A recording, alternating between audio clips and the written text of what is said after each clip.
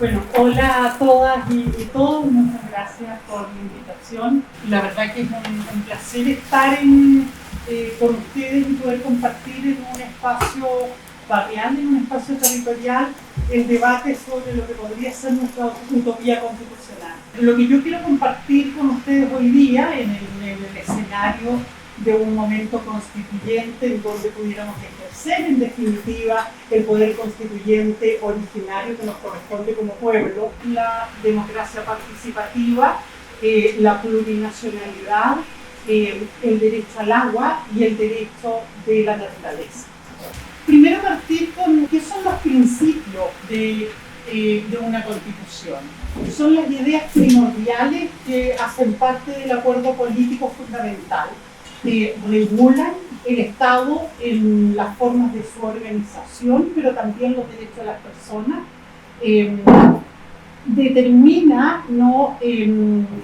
Determina la forma a través de la cual ejercemos las libertades. Tenemos derecho a la participación social y cuál es el rol y actuación de las autoridades e instituciones públicas. Hay determinados principios que estructuran el mandato constitucional, algunos de los cuales están recogidos en la Constitución del 80. Sin embargo, uno de los elementos fundamentales de cara a un momento constituyente originario sería precisamente cómo reformulamos estos principios. Hoy día, la Constitución, entendida como una Constitución que recoge un modelo de democracia representativa, se estructura en torno al principio democrático, la supremacía de la Constitución, la igualdad y la legalidad, el principio de la probidad y la publicidad y el respeto y promoción de los derechos fundamentales. Pero estos principios pueden ser también principios que nada dicen, pueden ser principios que están vacíos de contenido en la medida que pueden ser funcionales a determinados grupos de interés en nuestra sociedad. Y es así entonces como principio, por ejemplo, el principio de igualdad no necesariamente resuelve las brechas de inequidad que se presentan en la sociedad chilena, o la supremacía constitucional efectivamente garantiza la supremacía de aquellos que son los principios fundantes de la Constitución, como es el respeto y la promoción de los derechos fundamentales. La supremacía constitucional, en el caso de la Constitución chilena, se ha transformado fundamentalmente en la supremacía de algunos derechos fundamentales que han sido localizados en la cúspide del modelo constitucional, como es el derecho de propiedad. Y es por eso que, en definitiva, uno de los problemas centrales que presenta nuestra Constitución es la propietarización de los bienes comunes y la garantía entonces que da a los particulares para que ejerzan derechos de propiedad exclusivos y excluyentes respecto de esos bienes que, al ser comunes, debieran garantizar el bienestar general. Estamos hablando del agua, recursos tan fundamentales como el agua, o recursos tan estratégicos como los recursos naturales, fundamentalmente los recursos minerales, que son aquellos que en definitiva son indispensables para asegurar el bienestar de todos en nuestra sociedad. Pasemos a la siguiente. Entonces, primero, ¿qué significa una democracia participativa? Nosotros tenemos una democracia representativa. La democracia representativa es la que se ejerce por medio del voto ciudadano y en la cual, en definitiva, nosotros delegamos nuestro derecho de representación a autoridades elegidas democráticamente. Y hoy día, la gran crisis que se observa en la sociedad chilena es precisamente la de representatividad que tienen las instituciones, que al no haber salvaguardado finalmente los intereses públicos y los intereses comunes, fundamentalmente aquellos que se basan en estos principios de libertad y de igualdad a los que hacíamos referencia, ha caído en una tremenda crisis de legitimidad.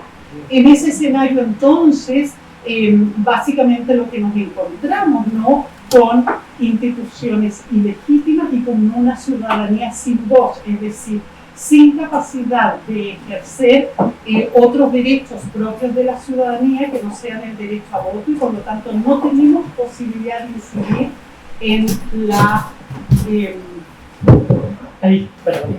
no tenemos no tenemos capacidad de incidir entonces en la toma de decisiones. Una democracia participativa nos asigna entonces derecho a voz y derecho a voto. Los ciudadanos bajo estos mecanismos tienen mayor participación en la toma de decisiones políticas que lo que ocurre en una democracia representativa y por lo tanto ello parece ser un primer horizonte a conquistar en un escenario constituyente. El gobierno, al que aspira una democracia participativa, entonces democrático y semi-representativo, porque en el ejercicio del derecho a voto no delegamos todas las facultades que nos confiere la soberanía originaria y por lo tanto mantenemos la facultad de deliberar por medio del plebiscito, por medio de la iniciativa popular de ley, por medio de los referéndums, incluso los referéndums revocatorios de las autoridades cuando las autoridades no cumplen el mandato constitucional que les ha sido impuesto. Pasemos a la siguiente. Vamos a revisar algunos de los ejemplos, de democracia representativa. En la presentación quiero ir poniendo algunos de los temas y poder revisar la forma por medio de la cual ha sido recogido en otros modelos constitucionales, pensando entonces de poder ir generando elementos que puedan ayudarnos en un escenario deliberativo. Primero señalar que el referendo, el plebiscito, la consulta, la iniciativa popular, la revocación del mandato de un cargo vigente, constituyen sin lugar a duda elementos fundamentales para el ejercicio del derecho de participación. Tal vez una cuestión que es fundamental es el derecho que tiene en definitiva la ciudadanía precisamente a la iniciativa ciudadana de ley. Es precisamente esta prerrogativa la que permite modificar las instituciones cuando éstas son ineficaces para resolver los problemas que son de interés común o para hacer frente a los desafíos, las problemáticas que nos presenta en definitiva las distintas coyunturas históricas, asumiendo que nuestras sociedades son sociedades que están enfrentadas al cambio social como un elemento en definitiva fundamental de nuestros tiempos, ¿no? Si uno mira, por ejemplo, la situación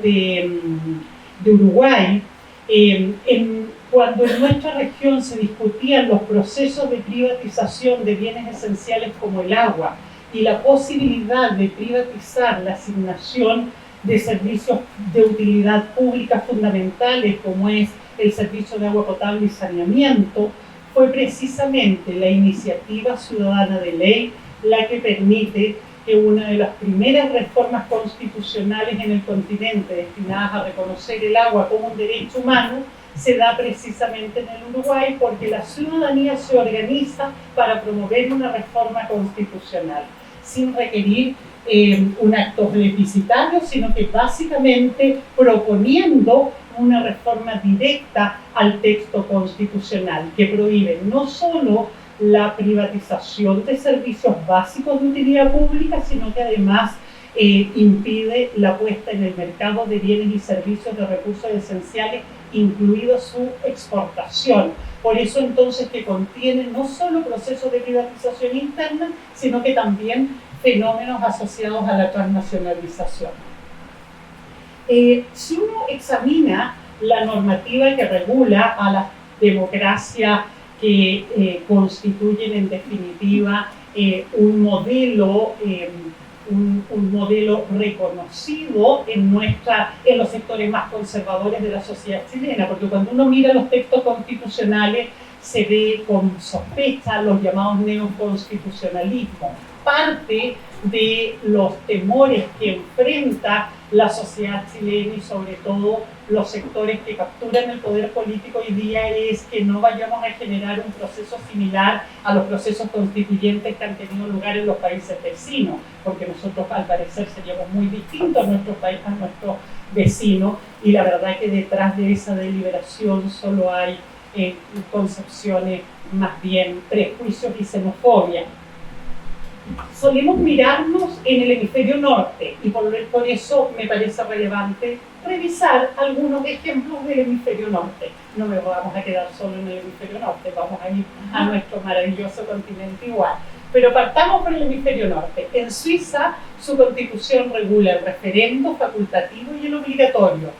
En Alemania se regula la iniciativa legislativa popular, como el referendo en sus distintas modalidades, a nivel local, a nivel de una instancia que se llama los núcleos de intervención participativa, que se utilizan en algunas áreas federales de la República Alemana. En Berlín se utiliza precisamente en cuestiones centrales como energía, y en Polonia es para la plaza, para deliberar cuestiones relevantes al ayuntamiento.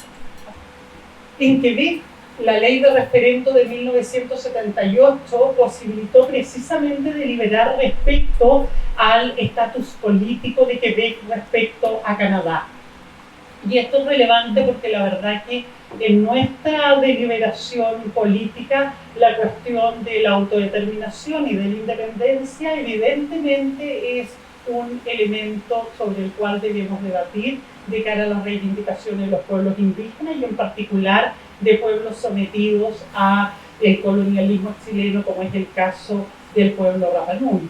En España la Constitución regula el referendo consultivo en el artículo 92. Dentro del referendo consultivo está precisamente cuestiones estratégicas como por ejemplo la pertenencia a la OTAN, la iniciativa legislativa popular, referendos para la reforma constitucional, los referendos para elaborar y reformar estatutos de autonomía y el concepto abierto del artículo 140 para municipios y otros entes de tamaño inferior, donde son los propios habitantes los que se constituyen una asamblea plena para deliberar las cuestiones sobre el ayuntamiento. El modelo español es súper interesante a tener en consideración, porque las autonomías reconocidas más allá, o sea, hoy día España sigue enfrentando cuestiones sustanciales respecto a los niveles de autonomía que reivindican las territorialidades culturales o étnicamente diferenciadas dentro de lo que es el Estado español, dando cuenta de cómo en definitiva los Estados nacionales constituyen finalmente una ficción, sobre todo de la noción de una única nacionalidad homogénea y leal al proyecto de Estado, del cual depende precisamente el éxito de este proyecto corporativo que se llama Estado.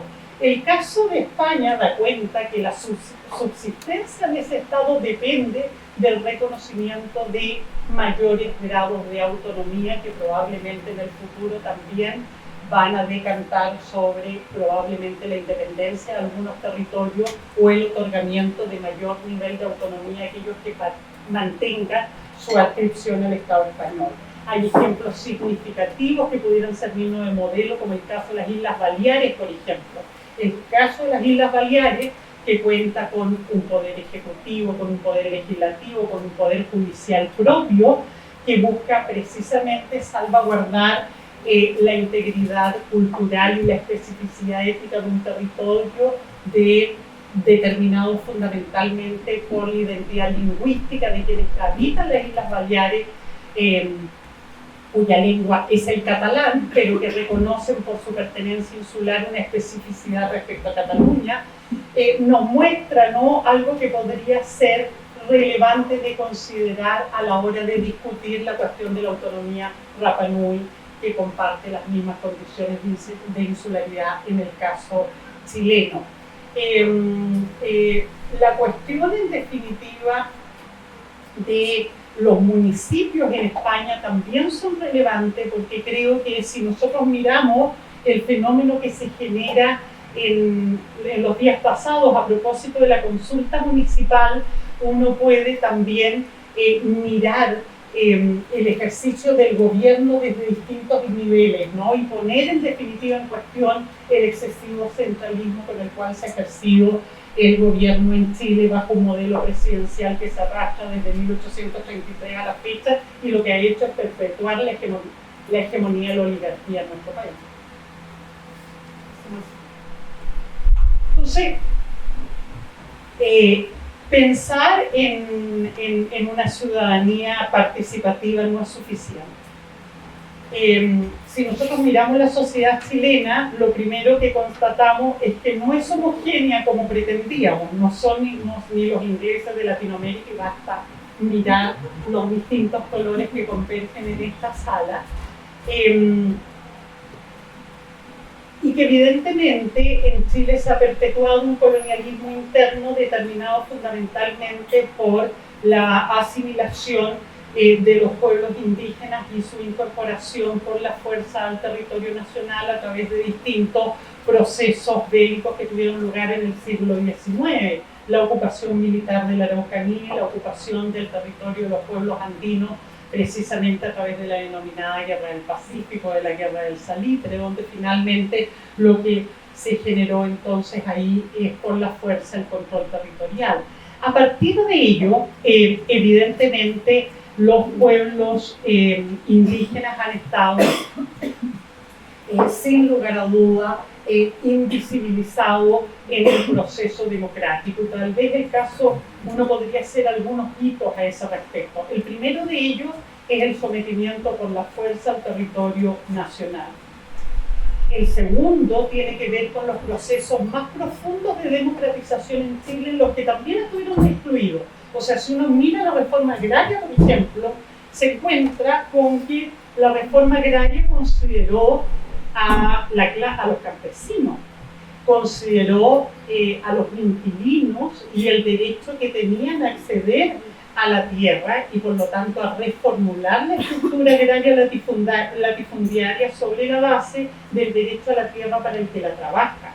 Pero no se hizo cargo de la deuda histórica respecto de los pueblos indígenas derivada de la usurpación de sus territorios. Entonces, los pueblos indígenas fueron excluidos de ese proceso. Ahora, si uno piensa en cómo hemos transitado en el proceso de, valga la redundancia, transición democrática, observamos que el reconocimiento de derechos del pueblo indígena ha sido el más débil de la región, porque aquí entonces empezamos a dar cuenta que nos parecemos más a Latinoamérica que a Europa. Evidentemente nuestra sociedad, y hoy día el censo de población así lo indica, la sociedad chilena es claramente una plurinacional donde el 12,8% de la población pertenece a pueblos indígenas. Y la pertenencia a pueblos indígenas implica el reconocimiento de derechos específicos que permitan garantizar no solo los derechos colectivos de estos pueblos, sino que además su derecho político fundamental a libre determinar su estatus jurídico respecto al Estado de Chile y a la sociedad chilena. Boaventura da Sousa, quiero señalarlo, dice: la plurinacionalidad es un requisito clave en la construcción de la nueva democracia. El momento en que pueblos, culturas, nacionalidades se visibilizan en el escenario nacional luego de siglos de oprobio y exclusionismo en su contra. Refiriéndose, ¿no?, a la especificidad de su reconocimiento, refieren a la existencia de que se reconozca un estatuto que le conceda atención privilegiada, no en calidad de sus sociedades, sino que reconozca la progresividad de sus luchas y de sus derechos como parte de un proyecto civilizatorio que no solamente ha tenido un referente en la historia de estos pueblos, sino que a pesar de los procesos de subordinación se ha mantenido a lo largo de la historia y tienen el propósito de perpetuarlo y de transmitirlo a las futuras generaciones, dando cuenta entonces que es un sistema de vida y costumbre que no solo se mantiene vivo, sino que además puede aportar a la nueva sociedad a la que todos aspiramos. Pasemos a la siguiente. Entonces, una democracia intercultural, es decir, una democracia de la mano con los pueblos indígenas, una democracia con nuevos valores, es una democracia con nuevos principios, es una democracia que trae a la mesa constitucional nuevos paradigmas, una nueva epistemología constitucional. Da paso a una nueva generación de derechos colectivos, como es el derecho al agua, el derecho a la tierra, el derecho a la naturaleza, la soberanía alimentaria, el derecho a los recursos naturales, el respeto a la biodiversidad, a los bosques, a los saberes tradicionales. Esa es la democracia del nuevo siglo. Entonces, quiero partir con la Constitución de Colombia, que es la primera constitución de la transición democrática en la región. O sea, la primera constitución democrática después de los procesos dictatoriales en Latinoamérica es la Constitución colombiana, y al igual que todas las constituciones, salvo la chilena, hace un explícito reconocimiento del carácter plurinacional que tiene sus respectivas sociedades. Tal vez esta en su formulación más débil, pero en su formulación más débil reconoce y protege la diversidad étnica y cultural de la nación colombiana, protege las riquezas naturales de la nación, pero señala, ¿no?, que las relaciones exteriores del Estado se fundamentan en la soberanía nacional, en el respeto a la autodeterminación de los pueblos y en el reconocimiento de los principios del derecho internacional aceptados por Colombia. Pasemos a la siguiente.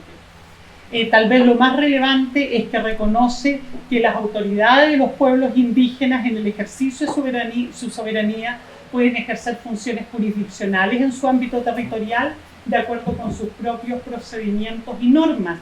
Y esto es la forma a través de la cual hoy día los pueblos indígenas en Colombia ejercen autonomía respecto de sus territorios.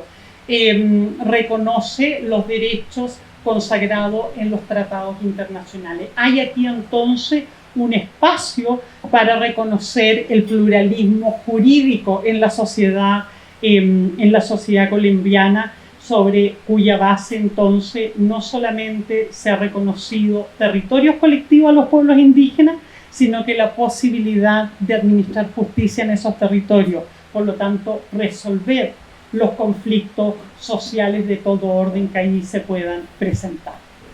En Ecuador, los procesos ecuatoriano y boliviano, sin lugar a dudas, son los que han profundizado más claramente en el reconocimiento de la plurinacionalidad. Ello ha implicado redefinir la noción de este Estado nacional, es decir, de un Estado con una única nación homogénea en sus concepciones y unida por un mismo background cultural, a una que se gesta sobre la base de la diversidad. El Ecuador es un Estado constitucional de derecho, unitario en su gestión administrativa, pero intercultural y plurinacional. Le reconoce a los pueblos el derecho a mantener, desarrollar, fortalecer libremente su identidad, su sentido de pertenencia, sus tradiciones ancestrales, su organización social. Reconoce dentro de sus organizaciones sociales el ejercicio de las autoridades propias, el reconocimiento de las tierras comunitarias de posesión ancestral y el derecho de estas autoridades a ejercer su derecho consuetudinario para regular la vida social dentro de esos territorios. Hacemos la siguiente. En el ejercicio de estas funciones jurisdiccionales se reconoce el derecho a resolver todo tipo de conflictos, es decir, no solo los que tienen que ver con regular la vida social o las disputas que se puedan generar con ocasión de los que podríamos llamar conflictos civiles o conflictos de menor envergadura, sino que también los conflictos penales. Y por lo tanto se entiende que son sociedades que pueden hacerse cargo de su futuro y de garantizar el bien común de sus miembros, fortaleciendo de esa manera su proyecto político. Bolivia, por otra parte, se reconoce como un Estado unitario, social de derecho, plurinacional y comunitario, y se funda en la pluralidad, el pluralismo político, económico, jurídico, cultural y lingüístico dentro del proceso integrador del país. Reconoce el derecho a la autonomía, al autogobierno, a sus culturas, al reconocimiento de sus instituciones y a la consolidación de sus entidades territoriales. Estos principios, si uno los mirara de cara a lo que hablamos en el caso español, son los mismos que inspiran la constitución de un Estado como el Estado español, en donde nadie diría que hay una crisis de gobernabilidad en España, sino que por el contrario parece ser que si hay algo que permitiría la sobrevivencia finalmente de un Estado plurinacional es hacer explícito reconocimiento de estos mecanismos por medio de el establecimiento de estatutos de autonomía. Por cierto que la Constitución no se hace cargo de los aspectos que deben ir regulados en un estatuto de autonomía, pero sí debe dejar establecidos los principios. Si la autonomía de los pueblos indígenas no está en la Constitución, no hay posibilidades de constituir un estatuto de autonomía que regule la vida de estos pueblos bajo el principio de la libre determinación. Y por eso que es un desafío del debate constitucional. ¿Qué pasa en Chile? Fíjense que en Chile, cuando hemos discutido esto, nos encontramos con lo siguiente.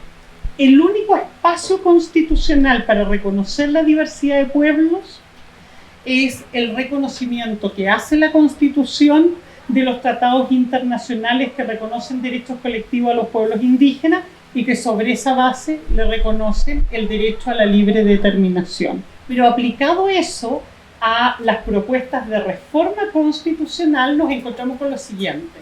Cuando en Chile se debatió el reconocimiento constitucional a los pueblos indígenas en enero del 2006, lo único que se aprobó fue que la nación chilena es una e indivisible.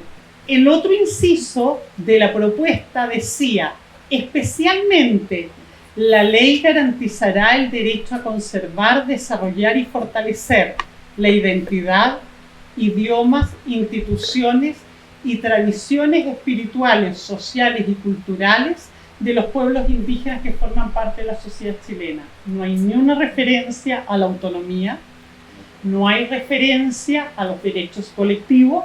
Este ámbito de reconocimiento que no constituye, no responde a ningún estándar de plurinacional, fue rechazado al obtener solo 75 votos a favor y 20 abstenciones, es decir, al no alcanzar los quórum que permitan la reforma constitucional.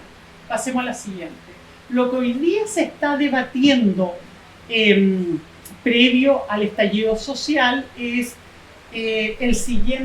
la siguiente normativa. La nación chilena es una, indivisible y multicultural, no plurinacional.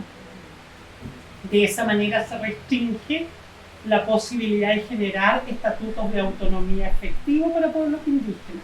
El Estado reconoce a los pueblos indígenas que habitan en su territorio y el derecho de sus comunidades, organizaciones e integrantes a conservar, fortalecer y desarrollar su identidad cultural, idioma, instituciones, tradiciones y participar en la vida económica, social, política y cultural del país en la forma que establece el orden jurídico nacional. Es decir, no hay ni una referencia a las formas por medio de la cual el derecho consuetudinario regula la vida propia de los pueblos indígenas. Al contrario, lo subordina al orden jurídico nacional y solo permite que se mantengan ciertas que puedan organizar su vida de acuerdo a sus costumbres en la medida que no contravengan la Constitución y las leyes. Y uno podría aceptar el límite en la Constitución si el límite estuviera en los derechos fundamentales, es decir, aquellos que constituyen nuestro consenso ético.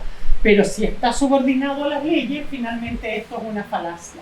La ley protege la propiedad sobre las tierras de las personas y comunidades indígenas y su derecho a aprovechamiento de agua conforme a lo establecido en la Constitución y las leyes. Por lo tanto, mantiene, no hay ninguna referencia a el carácter colectivo que tiene la propiedad indígena y precisamente a las circunstancias que confiere especificidad a esta propiedad, y es que la tierra y el agua son un bien común, por lo tanto está fuera del mercado. Pasemos a la siguiente. En el caso Rapa Nui la situación es particularmente, podríamos decir, no quiero usar la palabra compleja porque no debiera ser complejo y es un tema a resolver, ¿no?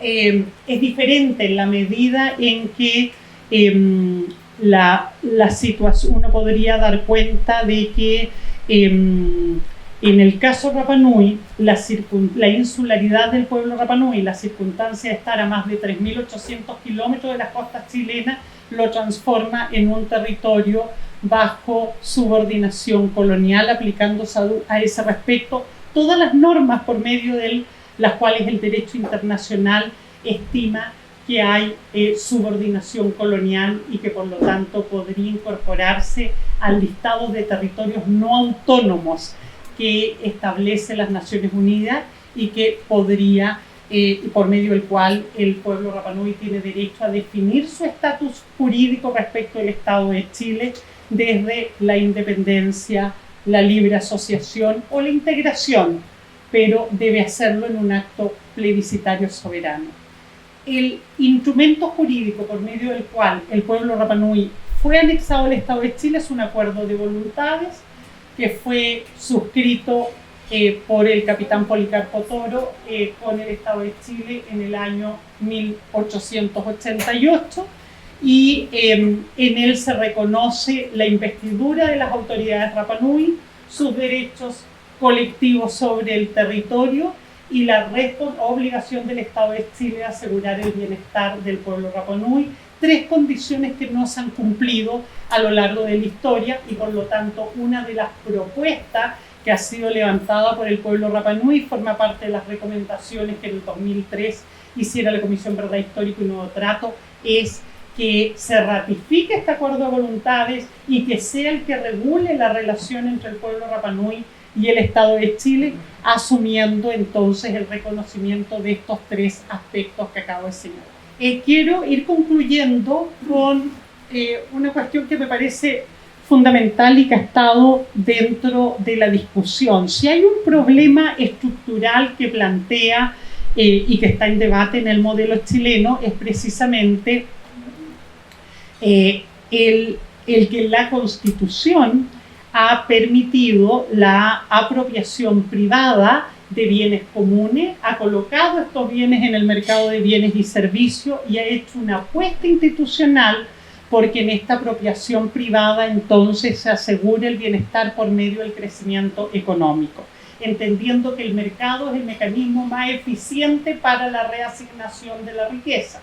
Ahora, en el marco de esta propuesta, entonces, el chorreo es el que permite distribuir el bienestar, cuestión que evidentemente no ha ocurrido no solo en la realidad chilena, sino que lo observamos como una de las grandes crisis del capitalismo que hace unas décadas parecía ser un modelo que se imponía sin contrapeso y que hoy día empieza a emerger con políticas de austeridad porque el chorreo no llega y lo único que aumentan son las brechas de inequidad social y el descontento ciudadano como el que hoy día se observa en nuestro país. Esa situación es particularmente crítica en el caso chileno porque el caso chileno en la Constitución tiene un modelo privatizador extremo y la expresión más paradigmática es la privatización del agua por medio de la conformación de un derecho de aprovechamiento de agua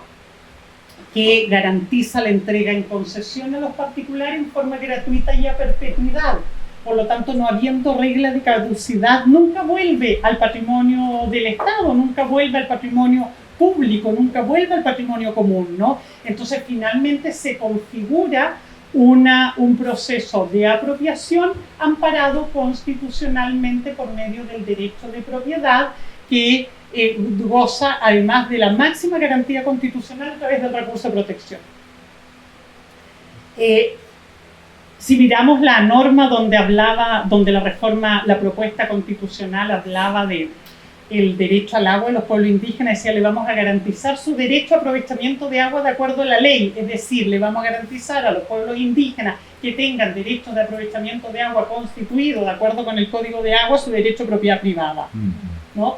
Entonces, la desnaturalización absoluta de la noción que el agua tiene para los pueblos indígenas. Entonces, pensar el derecho al agua como derecho humano es, sin lugar a duda, hoy día uno de los elementos claves en la deliberación constituyente. Pensar el derecho al agua como el derecho humano implica pensar el derecho al agua como el derecho a la vida, como derecho a la vida, una expresión del derecho al agua potable y al saneamiento, pero no se agota en el derecho al agua potable y al saneamiento.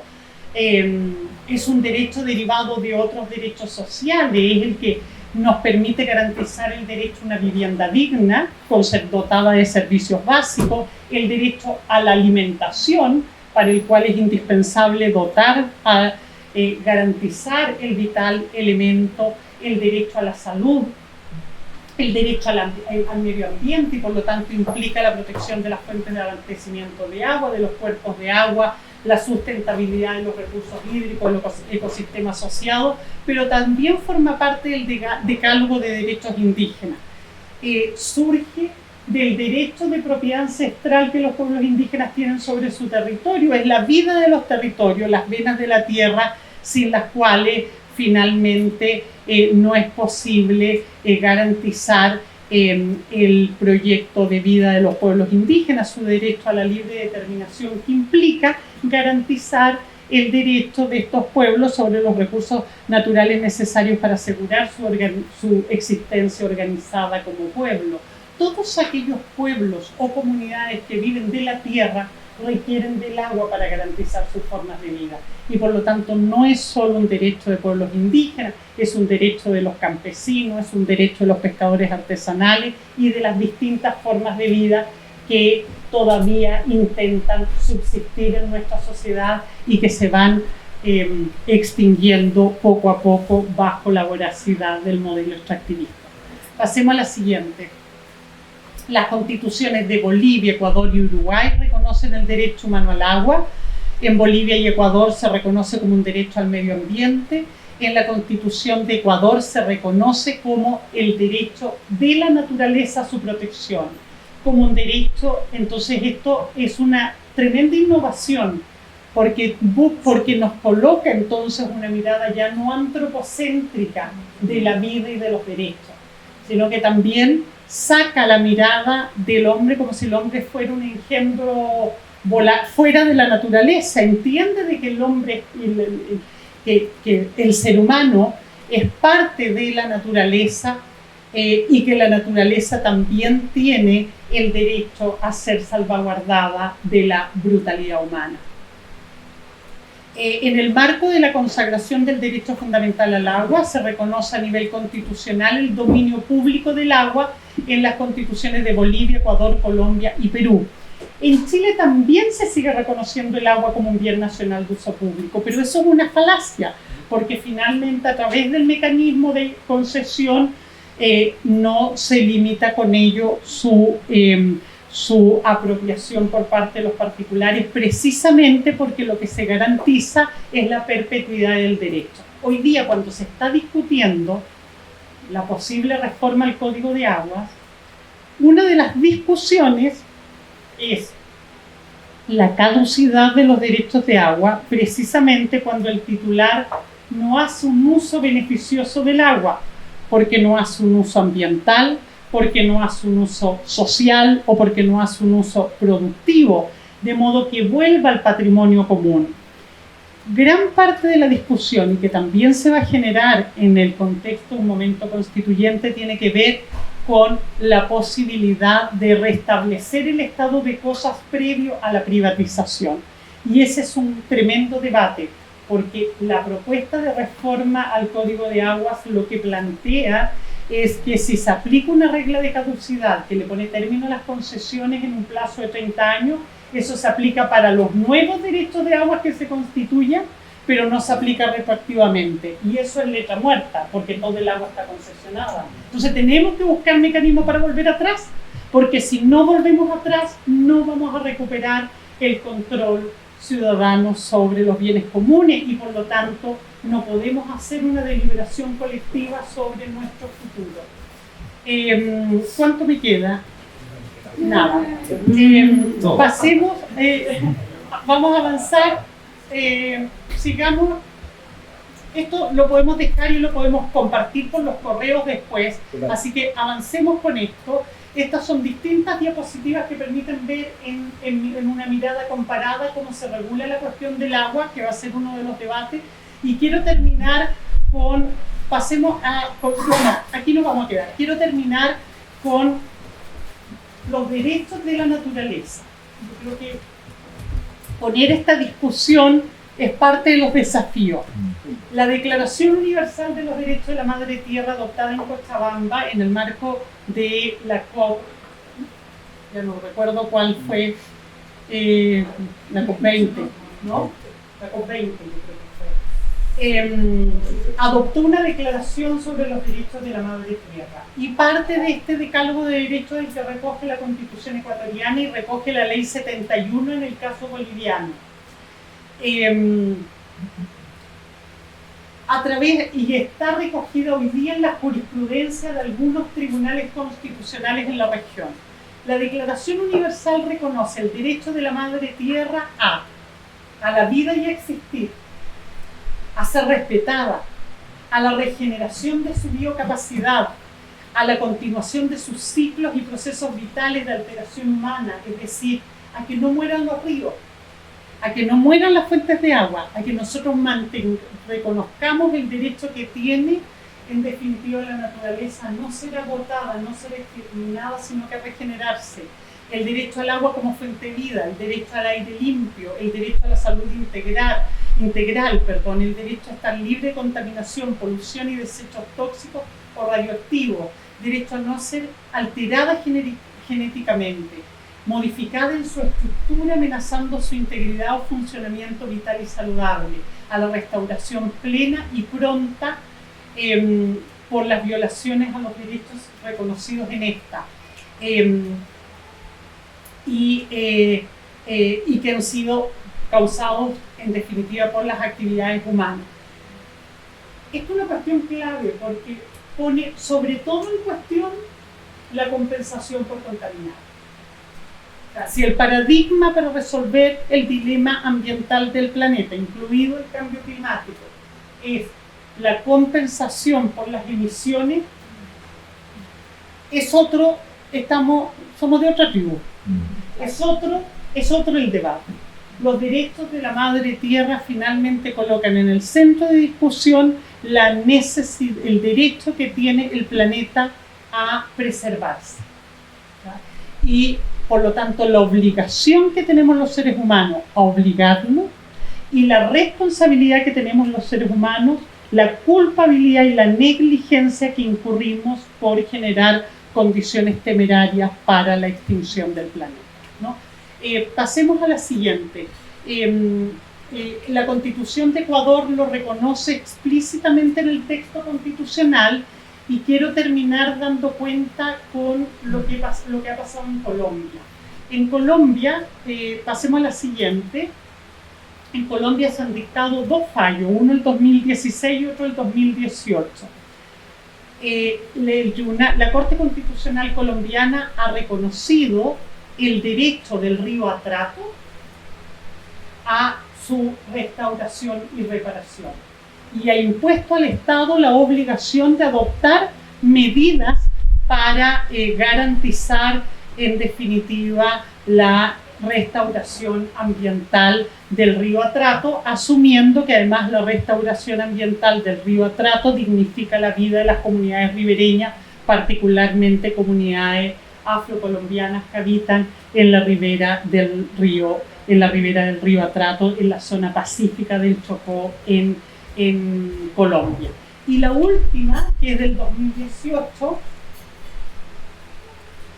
pasemos a la siguiente, es la sentencia que declara la Amazonía como sujeto de derecho. Y esto es fundamental. Nosotros hoy día que asistimos a la problemática de los incendios en la Amazonía, resulta fundamental la forma a través de la cual se garantiza un ecosistema cuya protección va más allá del derecho que tienen los colombianos, los ecuatorianos, los bolivianos, los peruanos, los brasileños, a en definitiva, aquella parte de la Amazonía que le corresponde por estar dentro de las fronteras nacionales. La Amazonía es el pulmón verde del planeta, por lo tanto su protección compete a la humanidad en su conjunto. Pero es también válido para nuestra Patagonia como fuente de vida. Nosotros tenemos en la Patagonia la principal fuente de suministro de agua dulce del planeta y por lo tanto es una responsabilidad política garantizar en definitiva su protección. Y aquí, y con esto quiero cerrar, una constitución no es la panacea ni la garantía finalmente de que un mundo mejor nos espera por delante.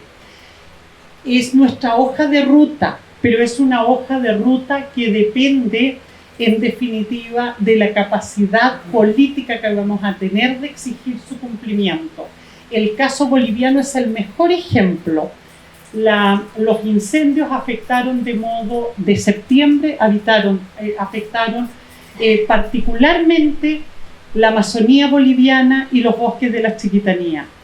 Y el Estado boliviano, que ha reconocido los derechos de la naturaleza a través de la ley de 71, no hizo absolutamente nada por controlar los incendios y por garantizar los derechos de la naturaleza, lo propio que hizo Bolsonaro, pero uno esperaría que en el compromiso político del gobierno boliviano haya una mayor responsabilidad por la madre tierra que en el gobierno brasileño. Lo cierto que en ambos están inspirados por garantizar, en definitiva, aumentar las barreras, la frontera de la agricultura, fundamentalmente garantizar la agroindustria para la producción de etanol, entre otros, o la producción de soya transgénica, y por lo tanto el compromiso con el modelo capitalista es un compromiso que han mantenido los gobiernos de la región,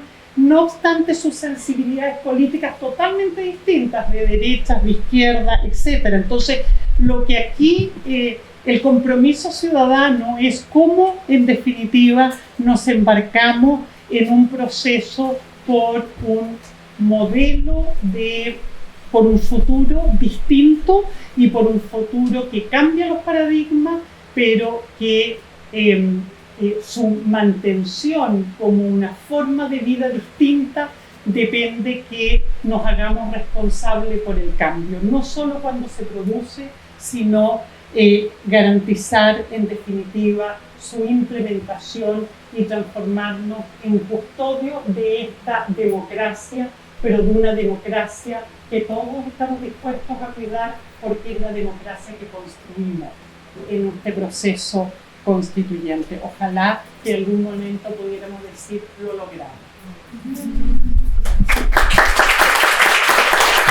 Gracias a Nancy Yáñez por tu completa y muy versada exposición. Gracias, Nancy, porque la verdad que, y quizás como inicio de la parte que vamos a tomar nosotros, hace 3 meses esto era impensado. Esta conversación hubiera sido como algunos políticos dijeron que hablar de procesos constituyentes era fumar opio, hacer ejercicios inútiles.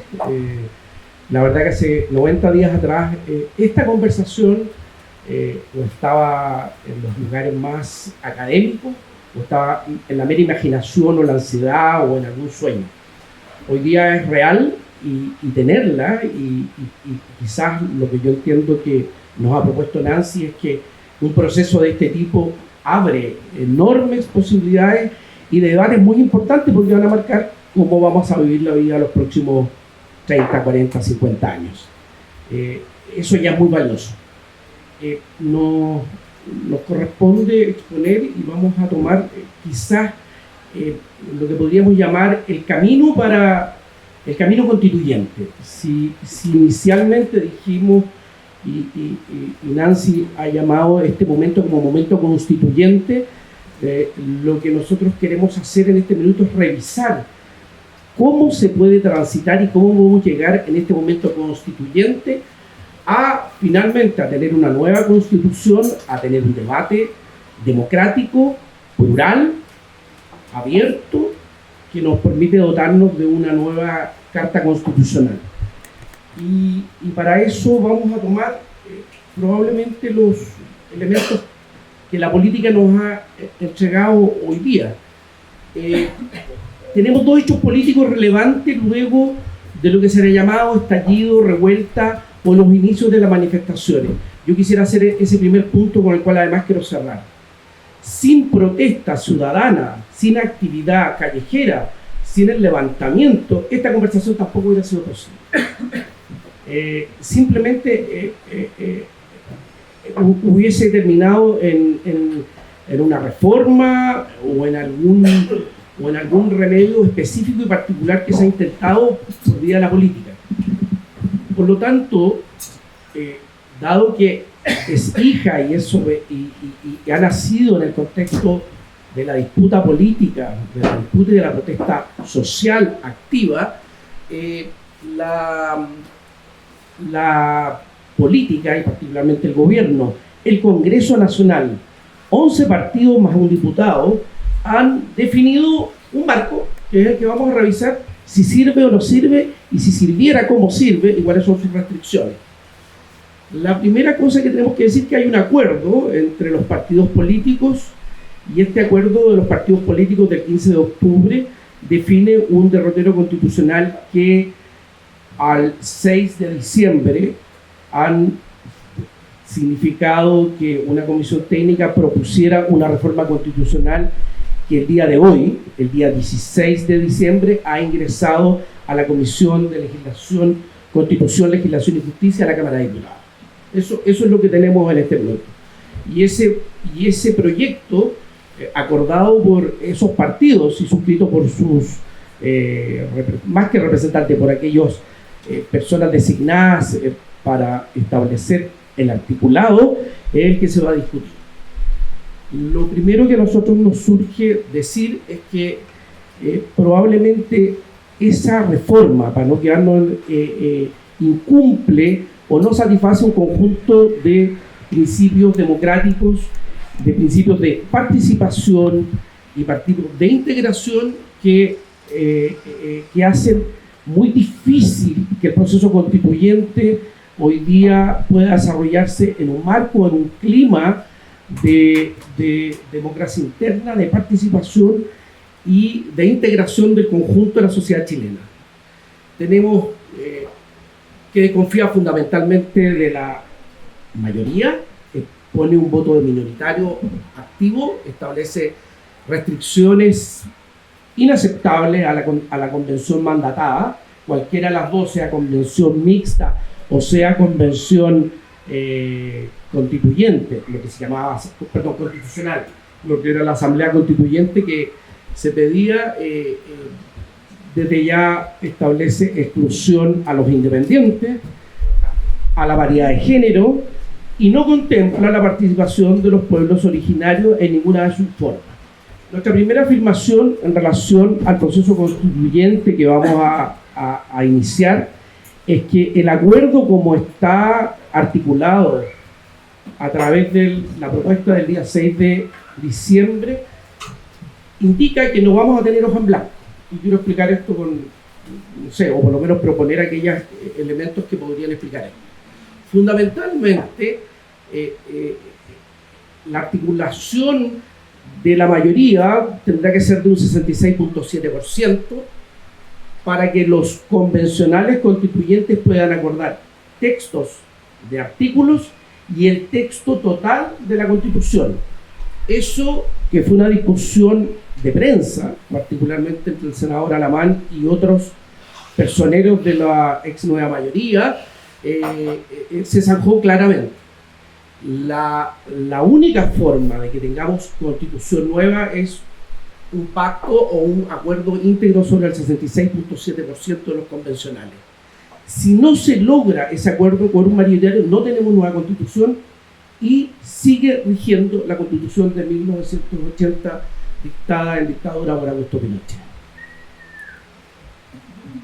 En la práctica, y eso es también lo gravoso de esto, es que permitirá que una minoría la que tenemos del 33.4%, puede hacer prevalecer la voluntad sobre la mayoría bajo la evidente amenaza o acepta esta suerte de transacción constitucional, ya que usted abdicó a la mayoría, o le impongo la Constitución de 1980.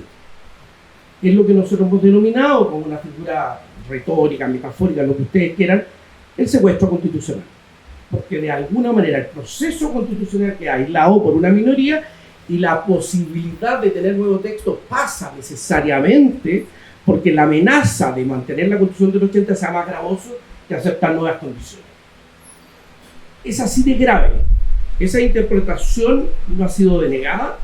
Esa interpretación los constitucionalistas de la ex nueva mayoría, los partidos hoy día de la oposición, guardan silencio. Y el único que ha querido sostener, o algunos que han querido sostener la hoja en blanco, no la ha podido sostener porque simplemente ha sido negado por sus contradictorios que le dicen: no vamos a tener hoja en blanco, tenemos la Constitución del 80. Señores. Sigamos. Ahí está el centro. La derecha inicia el proceso constituyente, si se inicia a propósito del 26 de abril, entrando con la Constitución de 1980 al hemiciclo, al lugar de la discusión del poder soberano.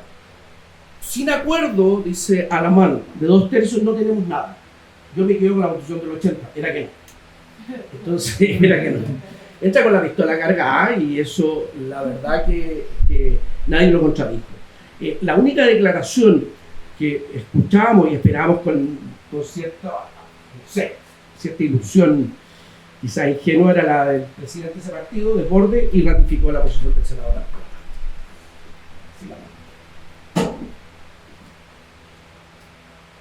Decimos que finalmente eso de no tener constitución que se inicia en hoja en blanco permite que haya una tutela de la minoría sobre la mayoría, es que tenemos una convención o una asamblea enjaulada.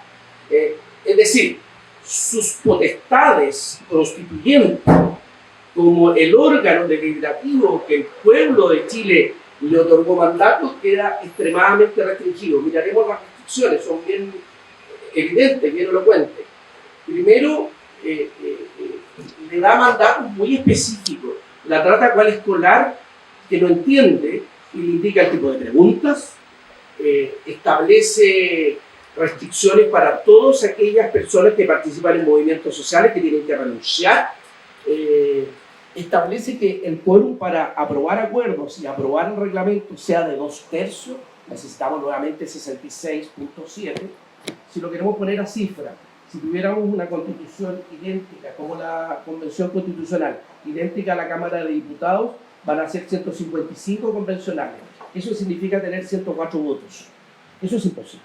104 votos no lo juntamos nunca, y eso es un quórum imposible. Por lo tanto, y le prohíbe hacer cambios, incluso para poder dotarse, eso le quita total autonomía. Cualquier órgano que tenga capacidad autónoma justamente es para dotarse de normas y de poder llegar a cumplir sus fines. Eso es un principio básico del derecho de la autonomía. Esta convención no la tendría, por eso no sería autónoma, sería mandatada a partir de estas restricciones. ¿Cómo sería? Acá hay una cosa sorprendente, es lo único que nos aplica el quórum minoritario de los 2/3, es decir, el veto del 33.4%, es para elección de presidente y vicepresidente. Y uno dice, ¿por qué será? Porque si no, no se constituye. Si no se constituye, no corren los 9 meses y los 3 meses y los 12 para ampliarla. Y además, para que de pleno derecho desaparezca, proponiendo un nuevo texto o quedando la Constitución del 80. Es decir, no inicia el proceso constituyente. Y ahí se acusa de que es imposible llegar a tener 104 votos de los 155 o 114 votos de los 172 si fuera convención mixta. Es claro, es evidente. Por eso necesita hacer un voto de mayoría para poder tener constituida la convención. Yo diría una confesión. El artículo 135 fija restricciones o limitaciones propias del contenido del debate constitucional. Nancy nos llamaba a que pudiéramos mirar, por ejemplo, el tipo de democracia, democracia o participativa, las formas de participación, le dicta un par de menciones, incluso redacta o repite el artículo 5º que tú mencionabas en su inciso primero, a propósito del tema de la vinculación del Estado de Derecho. Y le dice, la propuesta indica que es terreno vedado para el constituyente de origen, el carácter de República de Chile, no sé cuál será el significado, si es República Unitaria, el sistema político, el efecto de las sentencias judiciales y tratados internacionales. Las sentencias judiciales, evidentemente, los temas del agua, por ejemplo, o los temas que presentaba Nancy, que han totalmente enjaulado y atrapado. Y los tratados internacionales, materias clave en el debate constitucional.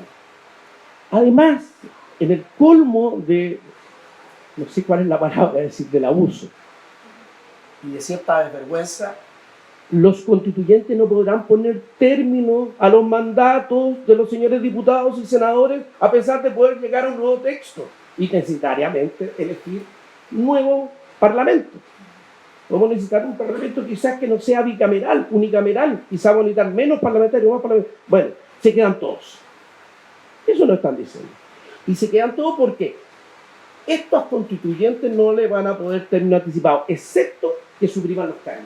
Eso aplica además para alcaldes, concejales y todo cargo de elección popular.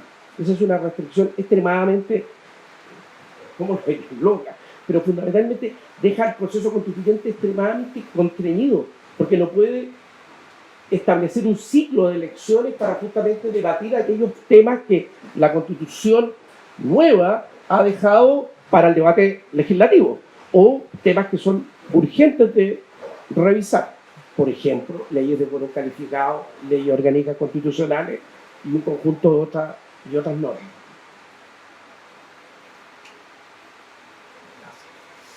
Decimos que hay plebiscitos anómalos y particularmente que no se respeta la voluntad de dotarse de una constitución nueva, en el caso muy probable que el día 26 de abril el pueblo de Chile vaya a votar activamente y diga que era una nueva constitución. Vamos a explicar eso. Lo primero, quizás con una salvedad. Como es voto voluntario el primero, hemos sabido, y ojalá pueda cambiar, que las comunas de menores ingresos en Chile están votando entre un 18 y un 22%. Ese es el nivel de votación que tenemos en nuestras comunas periféricas o de menores ingresos. Y las comunas de altos ingresos se mueven entre un 75 y un 85%, llegando hasta el 90%. Lo cual les da evidentemente una sobrerepresentación. Ya se ve en el Parlamento y se ve... ¿Por qué no se puede hacer dos plebiscitos obligatorios? Es tan simplemente una falta de declaración. Ahí es que quiere la sobrerepresentación de aquellas comunas, distritos de mayores recursos. Lo más grave es que en el caso, como planteábamos y como entendemos que va a ser muy probable que en abril del 2020 tengamos la voluntad de tener un nuevo texto constitucional y entramos en el proceso constitucional que ya dijimos que está muy vedado y que tiene restricciones enormes y muy difíciles de superar, pero supongamos que llegamos a un texto por los 2 tercios, pongamos esa hipótesis, vamos a hacer un plebiscito ratificatorio, ¿no es cierto? Necesariamente, y tiene todo un sistema de plazos para plebiscito ratificatorio. Bueno, si esa constitución es de tal calidad o entidad o no resuelve los problemas que la ciudadanía entiende que tenía que resolver y la quiere rechazar, la amenaza es que sigue vigente la Constitución de 1980. Y lo dice expresamente el artículo 142 de la propuesta que hoy día está en la Comisión de Legislación y Justicia, Constitución y Justicia, que está viendo este proyecto hoy, en la mañana, decidida por el diputado Walker para que empecemos a escribirlo. Eso ya no es solo un secuestro, eso ya es... Porque lo que pasa es que, además de principios democráticos, acá hay un tema jurídico. ¿Cómo va a producir 2 efectos la misma declaración de voluntad? Por un lado dice, quiero nueva constitución, hago todo para tener una nueva constitución. Le va mal, pero le fue mal a la propuesta de nueva constitución. Lo cual no significa que aquella que pedíamos ser derogada en abril del 90 vuelva a revivir, porque dijimos que era malo el texto que nos propusimos. Eso jurídicamente es afirmar 2 cosas a la vez, una afirmación y una negación.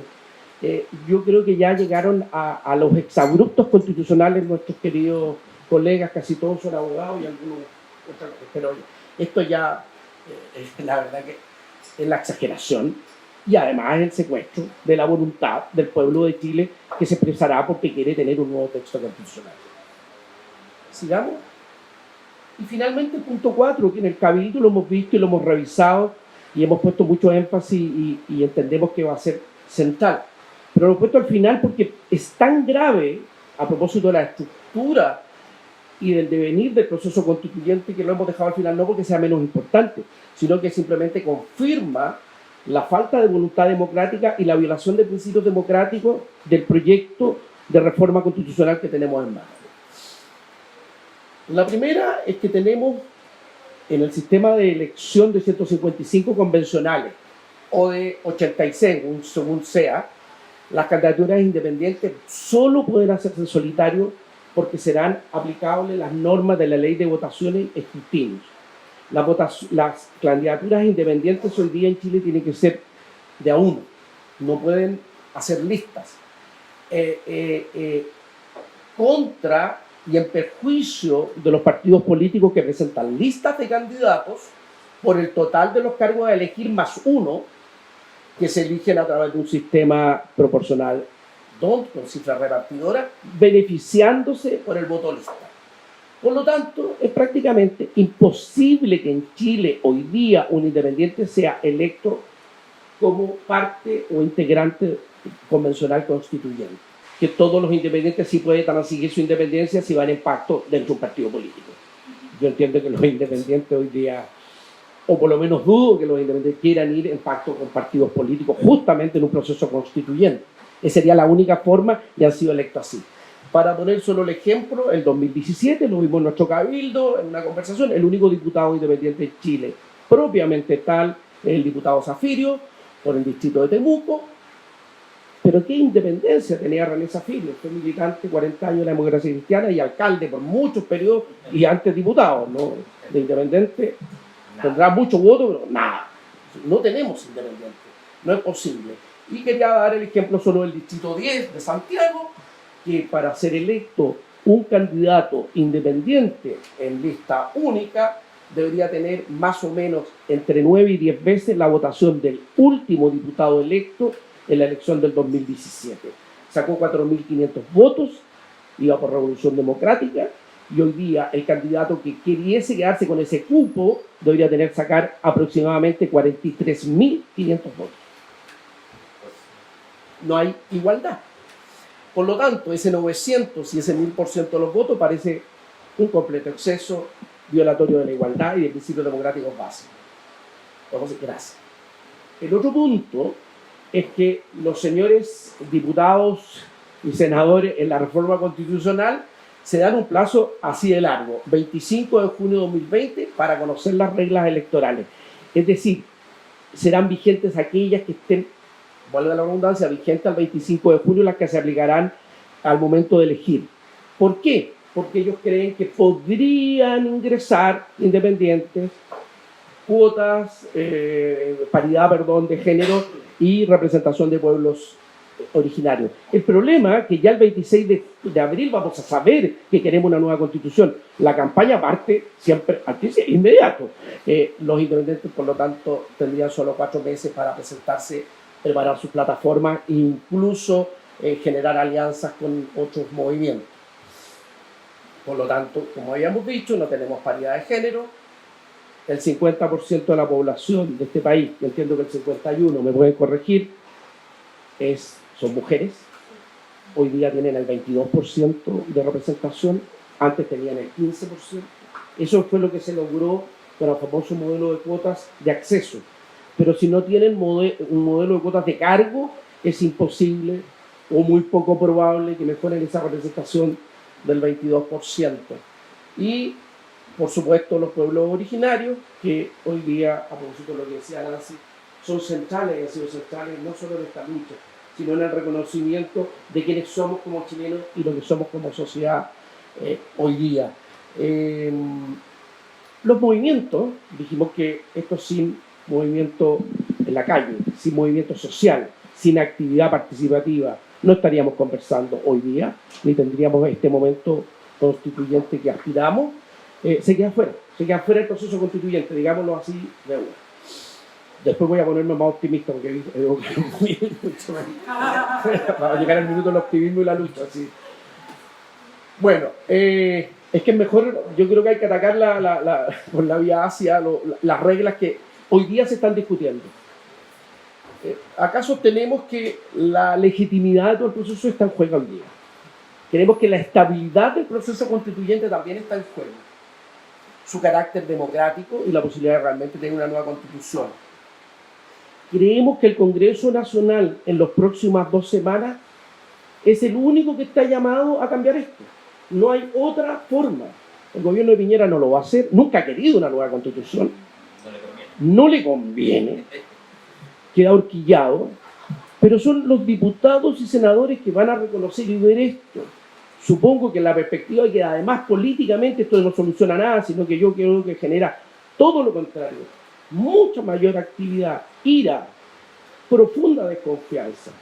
Y decir que realmente ustedes pueden seguir jugando a lo que quieran, pero voy a seguir ganando yo, es que si no se modifica en el Congreso Nacional, o no se posterga, o no se establece un itinerario constituyente democrático con garantías para todos, vamos a estar en graves problemas.